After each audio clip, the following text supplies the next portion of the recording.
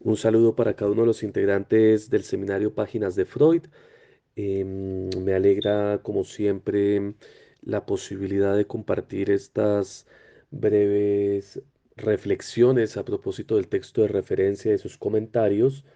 En este caso, especialmente a propósito del problema del sueño o del fenómeno del sueño. Y de eso quisiera hacer entonces una breve, digamos, indicación de algunos de los elementos fundamentales de la teoría del sueño de Freud, aun cuando se trata uno de los elementos fundamentales de su obra que requeriría un análisis siempre extenso y detallado y que en esta ocasión Freud sintetiza de manera muy breve y sucinta para dar cuenta de sus elementos fundamentales. Y lo primero que habría que señalar es que frente al fenómeno del sueño, que se puede distinguir del dormir, hablamos del fenómeno del sueño en la medida de que referimos al fenómeno de carácter psíquico, mientras que hablamos del fenómeno del dormir como referido al organismo. En el ámbito del fenómeno del sueño existió entonces siempre una tensión entre dos posturas. Por un lado, el simbolismo que intentaba leer en el sueño algunos símbolos de carácter común, fijo, que permitían, por ejemplo, la labor profética por ejemplo, en la Biblia. Y por otro lado, una posición frente al problema del sueño que antes, digamos, de Freud, en la mayoría de los casos, señalaba que sería un problema, digamos, de segundo orden en el que primarían fundamentalmente razones azarosas que no permitirían descubrir ningún sentido en el sueño. Y en este sentido, de manera muy sintética, uno podría decir precisamente que la posición fuerte de Freud, que retoma elementos de esas posiciones proféticas, es considerar el sueño como un fenómeno psíquico de pleno derecho, como un fenómeno consentido, y en esa vía intentar describir entonces cuál sería el sentido del sueño, que sería un sentido diverso al que habitualmente utilizamos para la comprensión de los fenómenos. Cuestión bastante interesante entonces, porque eso que en la mayoría de los casos se manifiesta a cada uno de nosotros como un fenómeno arbitrario, azaroso, absurdo en muchos de los casos, es para Freud, sin embargo, el producto de una actividad particular y un fenómeno que tiene sentido y en tanto que tiene sentido que puede ser interpretado. La tesis a partir de la cual Freud desenvuelve esa, digamos, posición teórica, es una tesis que él desarrolla atendiendo con mucha precisión y con mucha claridad a toda la bibliografía previa que le preexistía a propósito del sueño y que le permite afirmar también a partir del propio análisis, en este caso aparece un famoso sueño que se puede buscar como el sueño de la inyección de Irma, que supone un autoanálisis por parte de Freud. Parte entonces de la tesis de que el sueño es una formación inconsciente en la que, digamos, lo que prima es la posibilidad del cumplimiento de un deseo. En ese sentido, y tal como lo hemos venido revisando, este cumplimiento del deseo es un cumplimiento parcial y de carácter psíquico a partir de una recreación de la memoria de huellas némicas previas en las que el principio del placer ha encontrado un lugar para su satisfacción.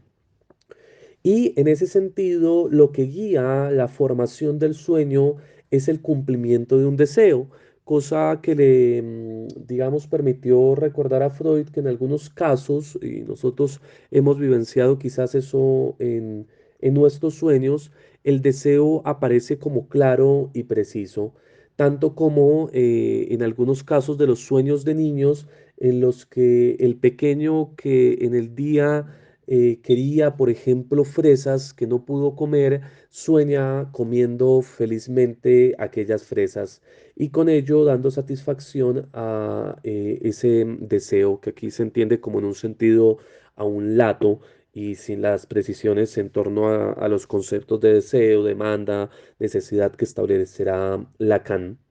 Ahora, ese cumplimiento del deseo ese soporte fundamental que parte, digamos, y anima la formación del sueño, que como he dicho es una formación inconsciente, es decir, un producto de la labor del inconsciente,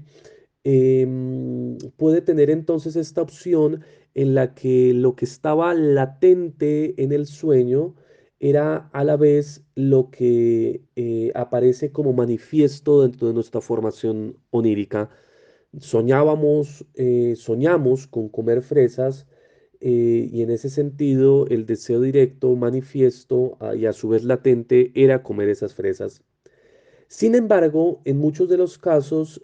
sabemos muy bien que ese cumplimiento del deseo no aparece como manifiesto, sino que lo manifiesto resulta ser una imagen fragmentada, disgregada, en la que no muchas veces es fácil, digamos, lograr encontrar el deseo que podría estar allí de manera, digamos, supersticia.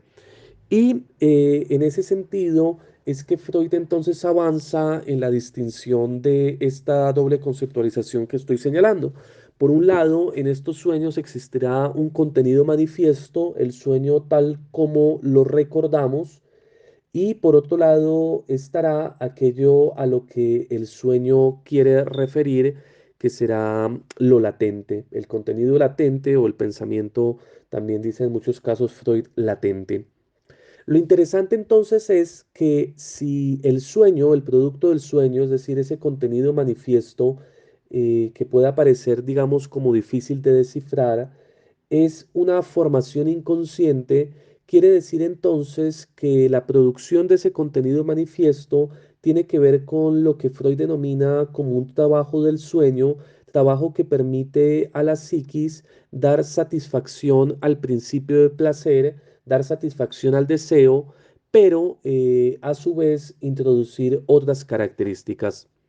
Una de esas es que, en primer lugar, para ir entendiendo este asunto, uno podría decir por qué si la función del sueño es cumplir un deseo, no permite simplemente que aparezca tal y como me represento ese deseo a mi psiquis. Y eso lo resuelve por lo menos Freud en la interpretación de los sueños, señalando que allí ocupa un lugar fundamental la censura onírica. La censura onírica supone aquellos casos en los que existen deseos que la formación, digamos, consciente, la formación yoica, y en muchos casos eso que primero denominaba Freud como conciencia moral, pero que después se denominará como super yo, no está en la posibilidad de admitir. Y en la medida de que no admite, va a existir entonces una tensión en el mismo centro de la formación del sueño, pues por un lado está la búsqueda de satisfacción del deseo mediante la representación psíquica que retorne sobre una huella anémica, sobre la memoria, pues precisamente para satisfacer, pero por el otro lado la censura onírica que de alguna manera está indicando qué deseos le son permitidos o no al sujeto. Y es allí, en esa tensión, donde se forma precisamente las más variadas posibilidades del sueño que operan en diferentes perspectivas. Una de esas son, por ejemplo, los sueños de angustia que nos hacen levantarnos rápidamente y que suponen básicamente que en el estado del dormir, para que nosotros podamos conciliar el sueño en términos orgánicos, es necesario desentender un poco de el exterior, función que se pone en el lugar, digamos, de lo consciente, en la función, digamos, en la tópica que hemos visto también de lo preconsciente y de lo consciente que está vinculada a la motilidad, es decir, a la capacidad de movimiento. Y como se relaja un poco entonces esta actividad precisamente del yo, esta actividad también de la conciencia moral que podríamos denominar como la actividad del super yo, sucede algo que es fundamental para comprender este apartado, y es que en aquel momento en el que la conciencia que estaría un poco adormecida se da cuenta que el deseo que está ingresando a su satisfacción es un deseo que podría producir una profunda, digamos, conmoción para la identidad del sujeto, lo que hace en muchos casos es despertar al sujeto que se precisamente por acto de esa función ya no de la búsqueda del placer, sino por acto de la censura, aparece angustiado y con una sensación que podría considerarse como negativa. Ahora bien, ¿cómo logra el sueño conciliar este conjunto de tensiones? Logra hacerlo en la medida de que también se requiere, digamos, que el sujeto pueda dormir para la reposición, digamos, de sus fuerzas biológicas. Logra realizarlo a través de eso que hemos denominado como el trabajo del sueño, que es donde opera fundamentalmente el trabajo inconsciente. Ese trabajo consiste en la utilización de algunos recursos que son fundamentales cuando el cumplimiento del deseo no puede darse de manera directa. Uno de ellos, por ejemplo, es la figura del desplazamiento.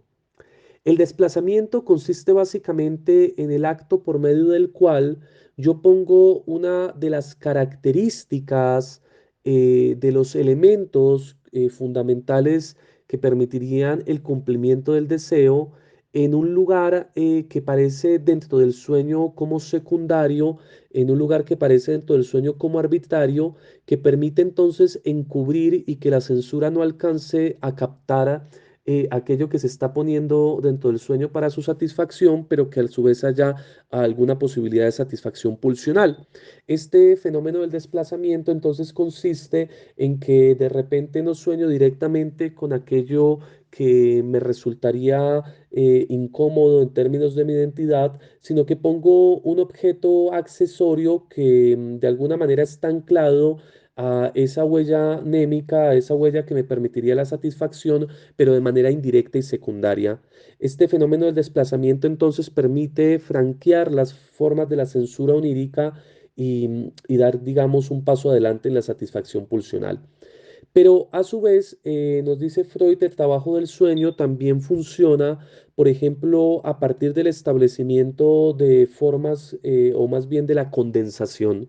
La condensación permite entonces, por ejemplo, se me ocurre en este momento esa idea, la formación de una persona mixta, que con esto se quiere decir básicamente que en el sueño puede aparecer una persona que sintetiza rasgos y caracteres de diferentes, digamos, personas. De esta manera se cumple con un factor fundamental y es lograr realizar un ejercicio a la par de síntesis que permita poner dentro del sueño los más variados deseos, que aparezca en una sola persona las más variadas personas y a su vez ese acto de condensación le permite al sujeto entonces cierta, digamos, economía de la formación psíquica que llamamos en este caso pues lo onírico o el sueño. La tercera característica en la que insiste Freud es que los sueños se caracterizan por su figurabilidad. Y esto es bien interesante porque se encuentra también, por ejemplo, en Nietzsche, en la referencia a los griegos y en el señalamiento de que de alguna manera el dios, digamos, del sueño sería también el dios del arte pictórico. En este caso lo vincularía el Apolo. Y podemos constatar entonces que el recurso del que se vale el inconsciente para poder dar trámite a la satisfacción de ese deseo es normalmente el recurso de la imagen, que permite, más allá, por ejemplo, de la palabra que es lineal y por eso más limitada en sus posibilidades para condensar, que precisamente permite la figura una mayor condensación por parte del sujeto. Y en cuarto lugar nos podríamos encontrar, por ejemplo, en este mismo caso, con la figura, bueno, digamos, con la manifestación del trabajo del sueño, que consiste en su no logicidad. Esto lleva entonces a que en el sueño los principios de la lógica no operen y que una cosa pueda ser y no ser al mismo tiempo. Factor bastante interesante que permite entender e ir, digamos, revisando la forma en la que se da el sueño. Así para Freud, los sueños en tanto que cumplimiento de deseo que puede ser más o menos explícito en esa relación entre contenido manifiesto y contenido latente, han realizado entonces un trabajo por medio del cual el contenido latente, el pensamiento latente, se ha transformado en un contenido manifiesto que es posibilitado por esto que mencionamos como el trabajo del sueño. Y lo que consiste o la tarea fundamental entonces de quien interpreta un sueño es hacer también el análisis vía la asociación libre de la manera en la que esas figuras del contenido manifiesto pueden remitir a restos diurnos o a recuerdos infantiles que constituyen las dos principales, digamos, fuentes del sueño.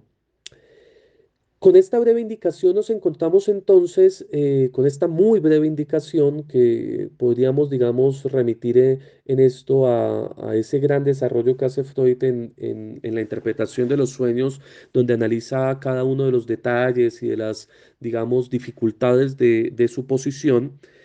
Podemos entonces tener una idea fundamental, tal como nos lo dijo Freud, de la manera en la que lo inconsciente opera, poniendo en juego tanto la primera tópica de lo preconsciente, lo inconsciente y lo consciente,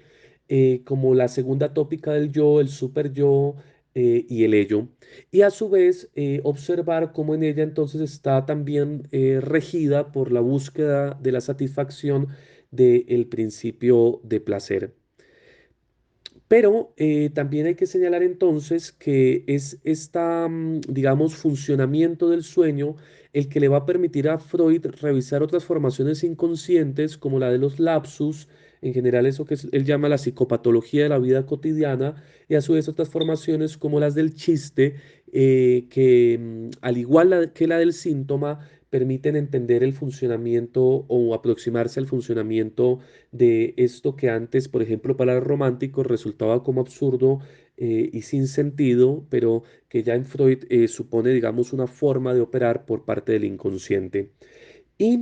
permite también a su vez en ese sentido, como lo ha señalado Freud, y es una tarea para quien quiera abrirse a una comprensión detallada y precisa del pensamiento psicoanalítico, permite entonces aproximarse a la introducción, digamos, al inconsciente. Por eso la función prioritaria que le da Freud a este fenómeno. Ahora bien, en segundo lugar es necesario señalar que el apartado que nos corresponde para el día de hoy va a detenerse en otro de los problemas que supone, digamos, el ámbito del inconsciente y del pensamiento psicoanalítico, que es el problema propiamente de la técnica en el psicoanálisis. Es decir, si el psicoanálisis entonces es entendido, por un lado, como una teoría del sujeto, por otro lado, como una comprensión, digamos, de los fenómenos del inconsciente, que está en la capacidad de articularse con el análisis de la cultura, es necesario siempre recordar que el psicoanálisis tiene una tercera dimensión fundamental y crucial, que es la comprensión de su actividad terapéutica. Y a propósito de esa actividad terapéutica, entonces, aparece la manera en la que se produce el fenómeno, digamos, del acto psicoanalítico. Fenómeno del acto psicoanalítico que está caracterizado por una buena serie de elementos técnicos que permiten, de alguna manera, vía la transferencia, que posibilita a su vez la asociación libre, ir accediendo a, digamos, el ámbito de lo inconsciente para que se produzca por lo menos esta cura por la palabra que supone una atención a los síntomas y a lo doloroso de los síntomas y a su operación y digamos a su entendimiento en el plano de lo simbólico. De esta manera entonces yo quisiera desarrollar algunas preguntas que pueden servir de guía en esta ocasión. En primer lugar, ¿en qué consiste el pacto que se desarrolla entre analista y analizante? En segundo lugar, ¿cómo opera el psicoanalista con las resistencias? Pregunta bastante importante para Freud. En tercer lugar, ¿cuál es el sentido de la regla fundamental del psicoanálisis que supone asociar libremente sin ningún tipo de censura? Y en cuarto lugar, podríamos interrogar cuál es fundamentalmente el destino de la influencia que pretende desarrollar el psicoanálisis sobre el agente.